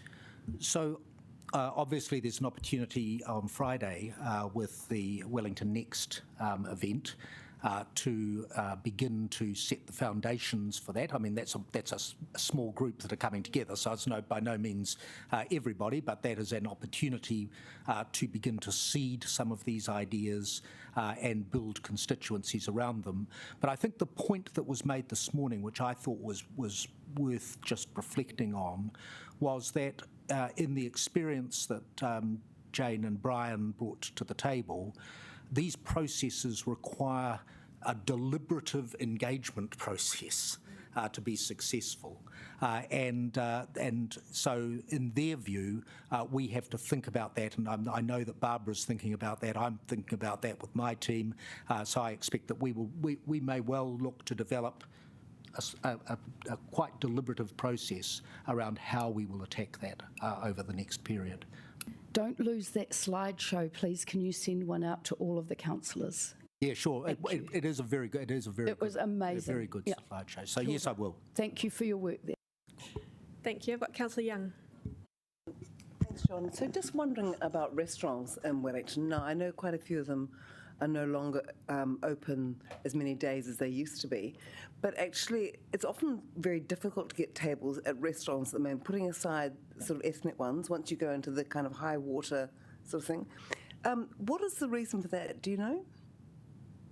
You mean why there's so much demand? Well, so it suddenly seems, I mean, is the problem that so many restaurants are still closed, like the Intercontinental and the Sterling down here, or is it just seems to be very difficult to get a table at a restaurant?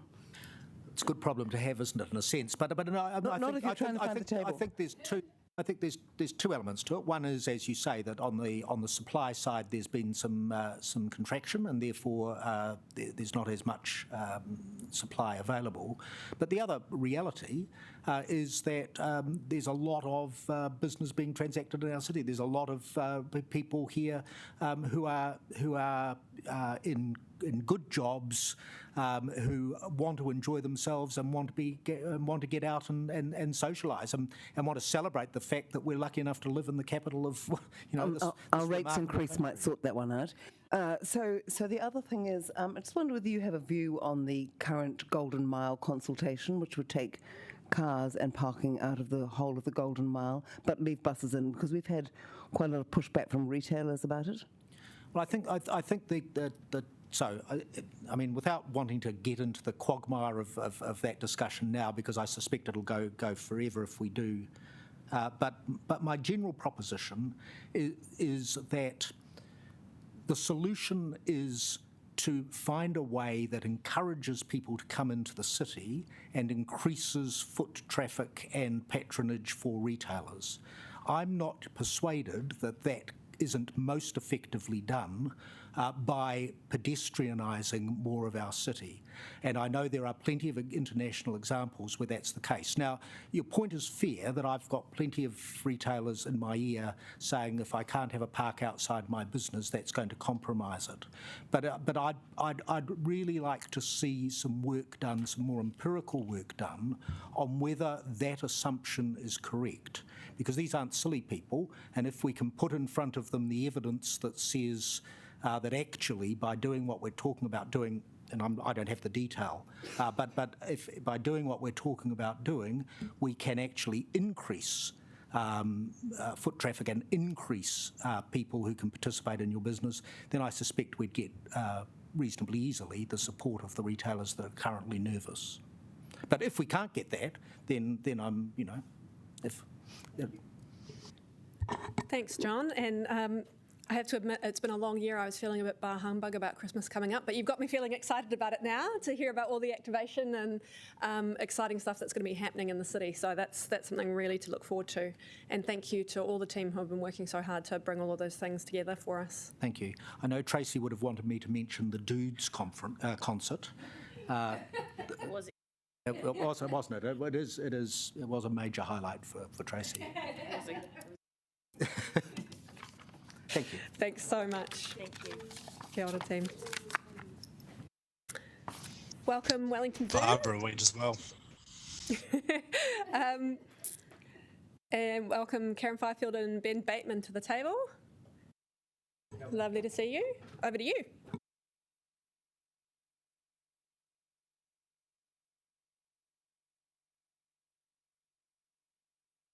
This morning. So obviously for the zoo this year, the back half of the year has obviously been shaped by the COVID context, which has shaped a lot of the businesses around the place.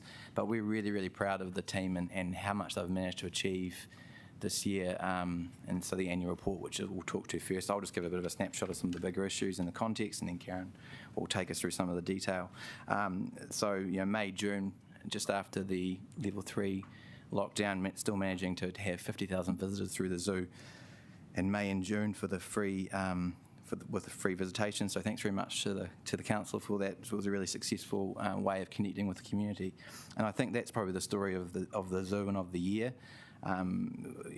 Really positive first quarter of this financial year so far. And actually that deep connection that we have with the local community really starting to prove itself is really vital to our success. We're tracking really well in terms of visitations for so far this year. So from 1 July, had our best July ever, and so continuing to see really strong returns. We continue to focus on, as a board, on our financials. Revenue's obviously been affected in terms of our close encounters and other venue bookings, but we are seeing a real lift there as we get into the summer months, so we're really positive about that. So, hand over to Karen. All right, I'll just take you through the strategy areas. The first thing I'd like to mention is around the STAP and the WRF funding. We've received our first instalment of that central government funding through the Strategic Assets Protection Program and the Wildlife Institutions Relief Funding. So all up, over the next 12 months, we'll receive about $910,000 from central government on that. So together with the wage subsidy, it's well and truly over $1 million that we've received from central government, which has been a huge help for us in terms of our revenue. Obviously, the audit was interesting for everybody this year, but we got through it and we got a good news audit opinion this year, which is always good for our funding in terms of going to funders, because they always look at that in terms of whether or not the business is operating well. Obviously, we've started looking at our Te Ao Māori project, which I've mentioned to you before. So we're doing some work on that coming up into December. So that's going to be a 5-year project in terms of making us into a bicultural organisation, which is something really important to the board and obviously really important to us as an organisation. In terms of our Carbon Zero certification, we've just gone through that again. So we've just received our 8th Toitū Carbon Zero audit. And so we'll have that certification again in December, which is always something we get very excited about when we can reach that. It was actually quite good this year because we had less travel, so actually made it much easier for us this year. We're going to be launching the conservation strategy on Friday that I've talked to you about before. So when we open Te Piranga-Iti and the Wellington Green Geckos, we'll be launching that strategy and looking at our contribution to field conservation. The global benchmark for that, for zoos, is about 3 to 5%. So what we want to do in terms of OPEX, we want to reach 10% of our OPEX going directly to field conservation. So that's not advocacy. That's directly making a difference in the field for species, either in New Zealand or globally. In terms of tinana, we've just done some work on the giraffe house. We're going to have a housewarming for that in December. So the giraffes are quite looking forward to being in there. Some of them are a little bit weird about the new fence because it's squiggly. So the big one, she's fine, but she's getting all the food. So, when people go in to feed there. So Anna knows all about our greedy Zahara. So the little ones are just not quite getting it yet, but they will. And we've also done a whole lot of new visitor experience around that as well, talking about the 5 domains of animal welfare, which is what we build our animal welfare profile on. We've got 2 animals who are pretty much allergic to everything. That's Sasa sun bear and Senya tiger. So they're going through an immunotherapy training, so to get them onto immunotherapy to try and reduce their allergy reactions. Yup. The Nesta Kohanga is doing a heap of work in terms of Indigenous animals. We've had 277 during Q1 alone. Lots of kiraru. We're at the point with tui where we're having a conversation with DOC and with the SPCA, getting so many tui. They're so common that we probably won't be taking tui anymore through the Nesta Kohanga. So they'll be going to the SPCA. So we're doing that in consultation with those 3 organisations, which is a great story for Wellington, that tui have pretty much taken the spot of introduced species and becoming a pest in their own way. So it's quite interesting for us looking at the data through the Nesta Kohanga and whether we want to focus on tui or whether we want to focus on more endangered species. So it's been an interesting conversation with DOC. And Lucy Goosey's arrived to keep Yeah, so she's going to be Goosey's friend. And then for Hinanaro, obviously one of the things we wanted to do through COVID-19 was ensure that we supported our conservation partners. A lot of these NGOs that we work with within New Zealand and also overseas took a huge hit during COVID. And a lot of people withdrew their funding, and the work still goes on in the field for these animals. So it's been really important for us that we keep supporting them, like we've done for the Golden Line tamarins, and also for Free the Bears, because they're putting in a lot of water sustainability in their sanctuaries in Laos. Okay. And then looking at Wairua, we'll take the Discoverer blog. Best 10 zoos in the world, we'll take it. I have no idea who the Discoverer blog is, but we'll take it. We obviously participated in the Great Kereroo Count, as many people did. It was very exciting and John's alluded to this about the work that Wellington NZ's been doing, and we've just been blown away by the amount of work that they're doing and how involved we've been with it. So big ups to Wellington NZ. And, Amy was involved in this design sprint for green destinations and making Wellington into a green destination, which was a really hard design sprint. It was a week-long, big effort. So, things like that are happening, which I think are really quite exciting. And then we've got, as I've said to you, we're looking at COVID in terms of responding to COVID, rebuilding and regeneration. We're in the rebuild phase at the moment. So looking at how do we build, as Ben was saying, how do we make sure those encounters continue to tick over? How do we make sure that our venues get booked? What's been really interesting is people are interested in the venues, but they are a bit wary about booking because they're worried that we'll go into another alert level. So I think as that settles down a bit, people will book, and as we get into Christmas and people get beyond bar humbug, they'll probably start booking some of the venues. So we're expecting that to be better coming into this latter part of the year. But, launching Mini Beasts was fantastic, and even our board chair actually held a tarantula the other day.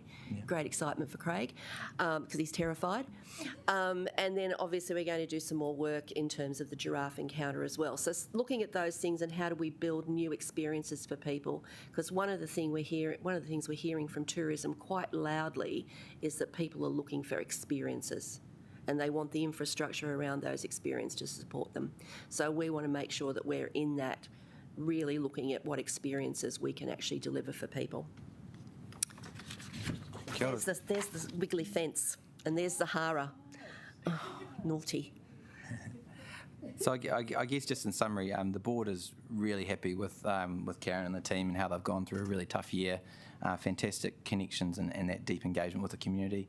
I didn't mention earlier, but the online engagement we had during the lockdown as well through the zoo was a real testament to the team there as well, in terms of keeping people when they were locked in their homes engaged. We're really conscious, obviously, about taking ratepayer money, so we're really, again, happy with the STAP, the WRF funding and the wage subsidy. It's been so thanks to the central government there, it's been really great this year, focused on our performance going into the summer and hoping that it will be a good summer for us all. Really happy that we can deliver on our strategic outcomes in a unique sort of a year, and hoping that some of you, all of you, will join us for the opening of Te Piranga Iti and the Green Geckos on Friday. Thanks very much. Kia ora, thank you. I've got Councillor Sparrow and then Councillor O'Neill. Thank you for that. A lot of exciting stuff happening there. Just a quick question. You talked about 70 tonnes less carbon generated. Can you pinpoint the main contributing factor towards that reduction? Anything in particular? Travel, Okay. both domestic and international. It was travel. Waste to landfill is probably not where I'd like it to be because our composter pretty much died. And so we went through a whole process looking at what was happening with the landfill in terms of Wellington and talking to waste management. We're still in conversations with them about waste to landfill and how that might work and how we can keep making sure that our waste is reducing. But yeah, we also, I am being facetious around travel a little bit because we also saved a lot on our power this year. So a lot more than what we normally would have. So yeah. So whether that was because, I don't know, whether because of lockdown, people weren't at work, so we didn't have people in offices and things like that, so our power was less. Yeah. Councillor O'Neill. Awesome. Thank you, Karen. Thanks, Ben. I'm interested in te kohanga in particular, and just wondering if you've noticed any particular rising trends that are affecting native animals when they come into the nest. There's a few, actually. The biggest one, obviously, for kiraru is that they just fly into windows. Yeah. There's good statistical data that says that about 30 million birds per annum over the world die because of window strike. So it's a bad thing. And obviously kiraru are renowned for it. So they break clavicles, they break breastbones, and sometimes you can't fix them. The other thing we're seeing a lot as well is a lot of seabirds coming in, starving actually. So what's happening out there, we don't know, but we do see a lot of quite distressed seabirds coming in as well.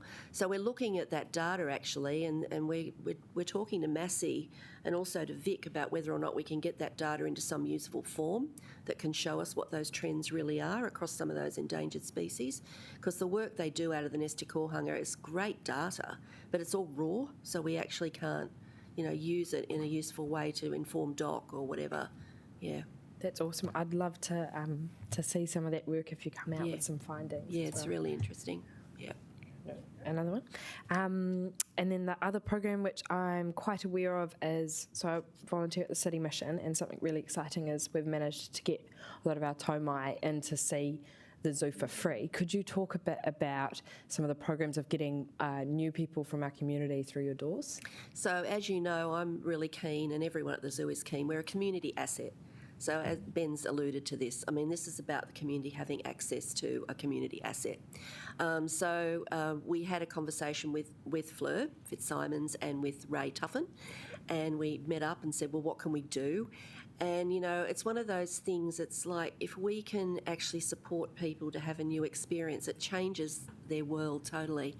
And we actually went down to City Mission and had our SMT meeting there a couple of weeks ago. I had some raised scones, which was great. Yeah. And it's such a nice program to do for us to enable people who might never, well, they wouldn't have ever experienced the zoo. They can't afford to come. And so accessibility initiatives are really important for us, through like things like Neighbours Night. And this is just another one of these events that we can do. And we've given passes to a lot of the social workers so they can then give them to families that they feel might like a trip to the zoo. So not only just the walking brigade, it's also going to affect the families that the social workers work with. So for me, that's really important. That's what the zoo should do. I mean, the animals make you feel good, right? So if you can make people feel good by seeing Greedy Sahara, that's fantastic. Yeah. Thank you. Yeah. Awesome. Yeah, we're excited about that one. We're very excited about it. Councillor Foon.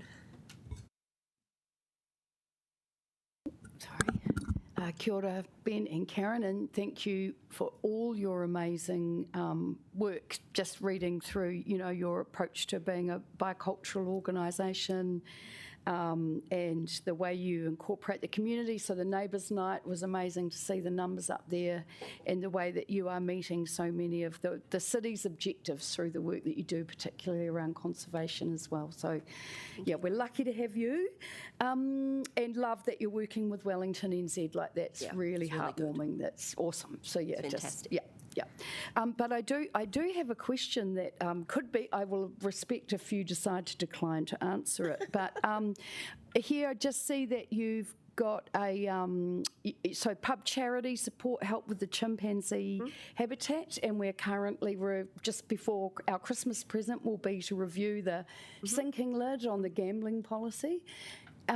Have you got any feedback for us on how that will affect Wellington Zoo? Because I know that you fundraise a lot for the work that you do. Such an interesting question. Thank you, Laurie. This later.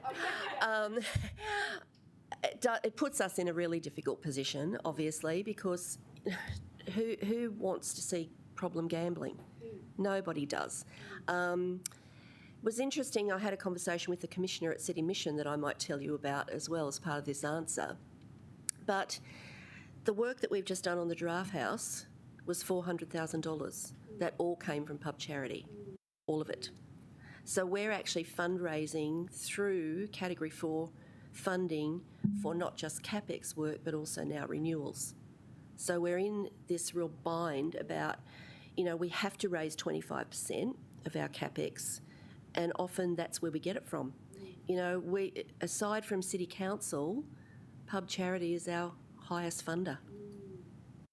So, it's a really dicey one. But when I was talking to the Commissioner, I said, this is it's a struggle because, as I said, but it's one part of gambling to me. It's like, it doesn't deal with online, it doesn't deal with tab and all the rest of it. But he actually said that, yes, they deal with problem gamblers because that's where they're going. They're homeless, right? But he also gets money from Pub Charity to help those people. So he's in a real bind as well. So we had a really interesting conversation about it because ethically, nobody wants that. How do you then unwrap the intricacies of all that funding that happens in the community, and how do you unlock it all? So yeah, I don't envy you those decisions because it's a really tricky one. Yeah. Thank you for answering, and I do apologise for putting you on the spot with that. But it is really useful for us because otherwise we don't hear unless we really pursue understanding the impacts. And and I mean, we've had I've had conversations with Fleur about it as well, obviously being on our board, and we do understand the issues. There's no denying we understand the issue around problem gambling. It's not a nice thing to have in our community. Thank you so much, team. I think it's really exciting. I'm so super excited for the native lizards. Yes. It was really interesting when we put out our press release about the work that's happening in Nio Gorge around the slip there. Yeah. The biggest thing anybody wanted to talk to us about is that there was some native lizards being relocated. Yep. And I think it's really cool to see in the history of conservation in New Zealand, it's mostly been about the birds. Yeah. And I think it's just really exciting to see that the lizards are starting to get a bit more profile and people are starting to understand the important role they play in the ecosystem. So super excited to see the work. If you've never seen a Wellington green gecko, you're in for a treat. They're so cute. It's the biggest blue mouth, as blue as Glenn's shirt on that slide. So really excited for that, and thank you for all the work that's gone in over this really difficult year to be able to give us actually some pretty good news results. And I think that was what I was saying in the morning tea, just as you're the last people to join us, but I was just saying that these CCO meetings, it's amazing. People come in and everybody's ahead of their targets, and, we've had a really difficult year and there's been so much work behind the scenes to deliver that performance, and we really appreciate it, but it's great to be able to come in. It always feels like such an optimistic chance. Once a quarter we come together and we actually share all the amazing mahi that's been happening in the city, the amazing things that have been delivered for Wellington, so it's always a joy. I think that's true. I was sitting on a Zoom meeting the other night with the Southeast Asian Zoo Association for their conference, and it certainly was not as uplifting as what we're seeing in Wellington. It's pretty dire, pretty terrible. So we should be very grateful and really embrace that positivity, I think. Absolutely, and we don't. We were saying, Tracy and I were saying, we don't know what quarter 2 and quarter 3 are going to bring, but for right now in quarter 1, we can all be really patting everyone on the back and saying thank you for all the hard work that's delivered that, and be really grateful for the good results that we're seeing. So, thank you so much. No worries. Kia ora. Kia ora.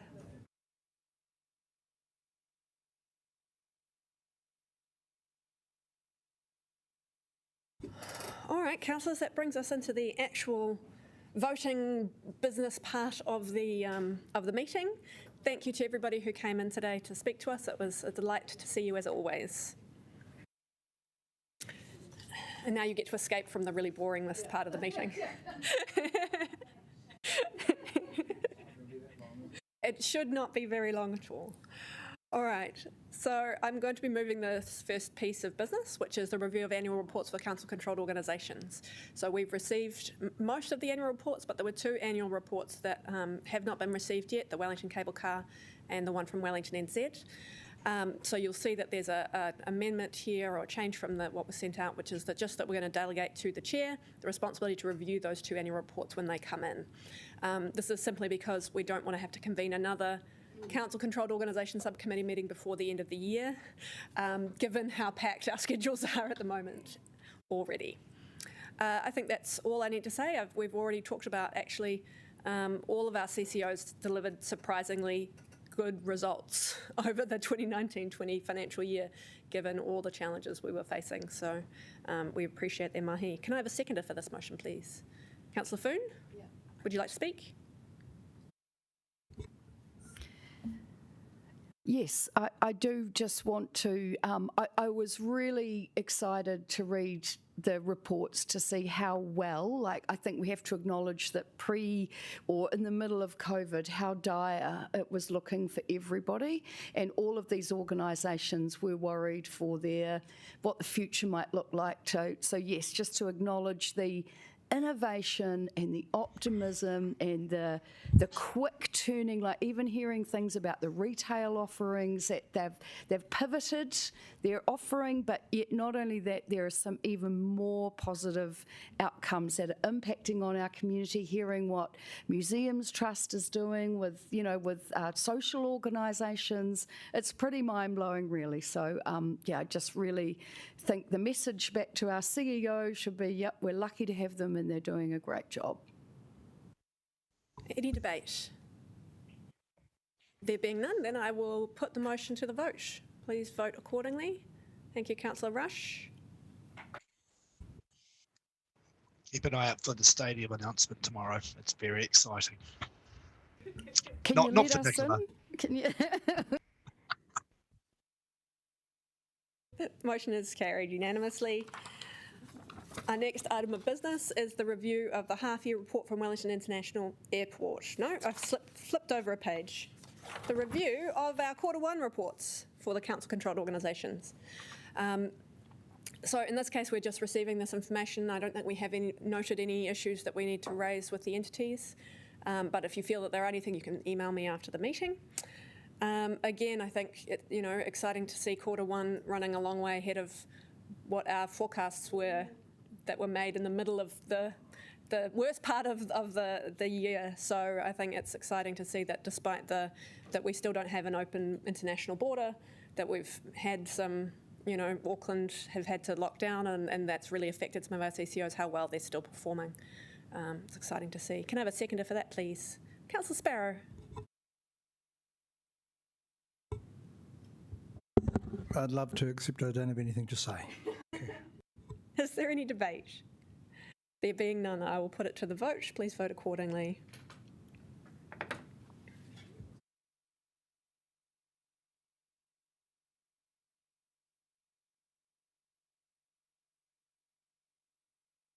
And that's carried unanimously. Now we are at the review of the half-year report for the Wellington International Airport. As a significant shareholder in the Wellington International Airport, they report their half-yearly report to this committee just for us to note and review. We have received the information. I read the report. They obviously, I think, out of all the CCOs we've seen today, probably the airport are the one who have had the hardest year. They really have pivoted a lot as well about how they're going to move to control their costs and figure out the future for the airport. So I will move this paper. Is there a seconder, please? Councillor Young, thank you. Would you like to speak? No. Any debate? There being none, I'll put.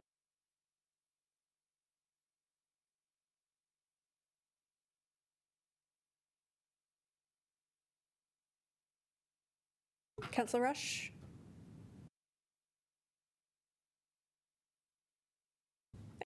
Sorry, I didn't quite hear you. That's all right. Thank you very much. That's carried unanimously. Onward. So now we're on to the letters of expectation. So as you will all know, we send out letters of expectation to our CCOs every year that sets out our objectives for them for the coming year and gives them some direction about how they will prepare their statements of intent for us to approve. So we are at that time of year again. The letter of expectation we're considering in this item on the agenda is the one for the Wellington Regional Economic Development Agency, also known as Wellington NZ.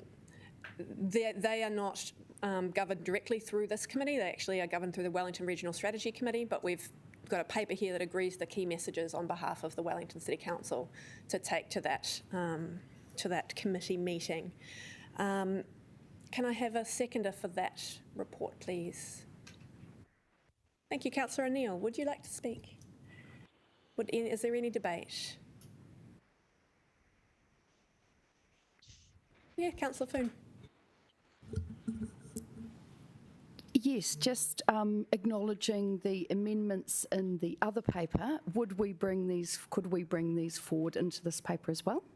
It's more difficult because the letter of expectation for Wellington NZ is not signed by me. It is signed by the chair of the Wellington Regional Strategy Committee. Comprehende. Is that a letter we could write to the chair of the Greater Wellington Region? A conversation that I'm certainly happy to have with Fabulous. the chair. Okay, thank you.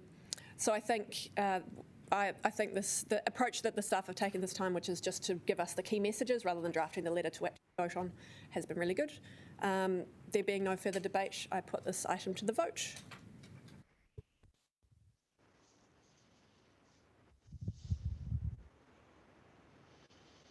Carried unanimously, thank you. All right, the final item on our agenda is the letters of expectation to our council-controlled organisations. And this is setting out our expectations for them over the coming year so that they can start their planning. Some of the key messages that were set out, one of them was looking around the actual community outcomes that we've been developing for the long-term plan and putting those community outcomes in front of our CCOs so that they can think about how they would contribute to those, as well as being some specific messages for each CCO in particular where there are issues we'd like to hear more about. And to respond to Councillor Foon's request, we've got this slight change that the letters of expectations will be drafted to acknowledge the Council's desire for increased strategic collaboration with the CCOs, which is just what we've been talking about all year as a committee, is trying to raise our game from being more kind of transactional and accountability focus to being a bit more at the strategic level and strategic collaboration. So we'll be taking that in mind as we draft the letters. Can I have a seconder, please? Councillor Foon, would you like to speak? Thank you, Chair. And what I would say that with the, it was great. It feels like the CCOs are doing everything we're asking already, so we're a little bit behind. But as Councillor, as the Chair said, it's really good to acknowledge that work and keep guiding our CCOs toward that's what we really want to see happening.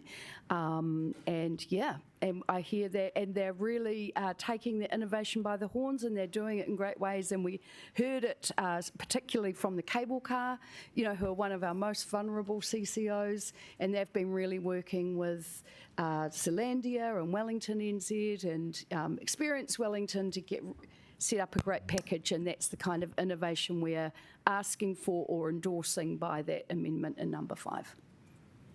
Claire. Councillors, I just want to give you confidence that that is absolutely the commitment from our council-controlled organisations. We met with them prior to the meeting, Warwick and I. We're part of a kōrero with them ahead of today to make sure that they were up to speed on your ideas and thoughts in relation to the long-term plan. We'll do that again after our next workshop with you. They are really committed as a group of leaders to work with us, because effectively they are us, they are part of the council whānau, to ensure that we're operating together in a joined up way. So the chief executives absolutely are up for that, and I would like to acknowledge their leadership and their commitment to working with us in a partnership. Thank you, Claire. Any further debate? The only thing I will add is that we've got conversations that are ongoing as part of these statements of intent about how that will fit into the long-term plan and the various budget pressures that we've heard from the CCOs today. For example, the strengthening of the bond store. So I'll be continuing to work with the CCOs through the long-term plan process to make sure we bring that all together and land it. So looking forward to that mahi. Thank you very much, everyone. There being no further debate, I'll put this item to the vote.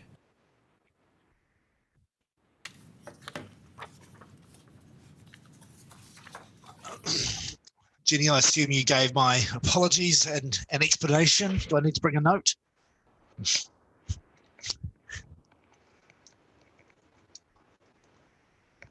I'm in self-isolation now.